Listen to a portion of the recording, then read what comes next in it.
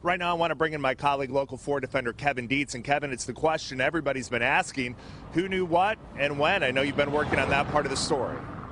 That's right, Hank, and the hero of the criminal investigation may end up being a water expert by the name of Miguel El Toro. He is a water expert who was worried about the Flint water situation, and no one was paying attention to him. So he did something very important. He CC'd a bunch of state people at the Michigan DEQ to make sure there was a track. So now federal and state investigators will know who knew what and when.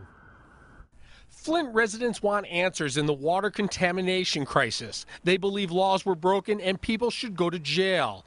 2 criminal investigations are underway: a federal investigation headed by U.S. Attorney Barb McQuaid and a state investigation by Attorney General Bill Schuette. Both will look closely at emails like these, released to the Flint Water Study under the Freedom of Information Act.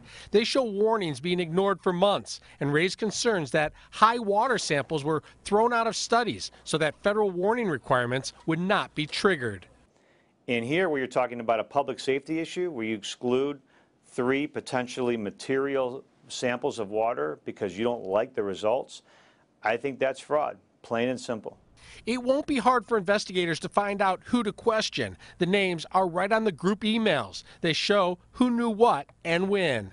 They show EPA employee Miguel Del Toro sounded the first alarm to state officials at the MDEQ over a year ago, and then fired off a more serious specific warning 9 months ago, putting multiple state officials on notice. His warnings were ignored by his own bosses and by the state of Michigan. If you engage or commit misconduct in office, that's a felony.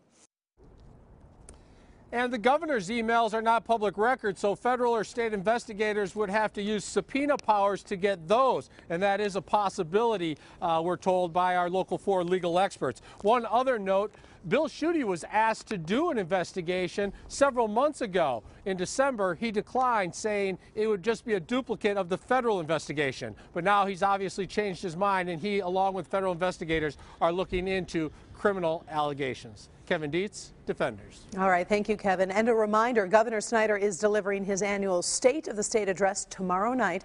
Several protests are planned because of the Flint water crisis. Local 4 will carry the speech live starting at 7 o'clock. And we invite everyone to check out something new from Help Me Hank. Hank has recorded a Flint water crisis podcast with all the latest information from Flint, along with some unique perspective on the crisis there. You'll find it right on the homepage of clickondetroit.com.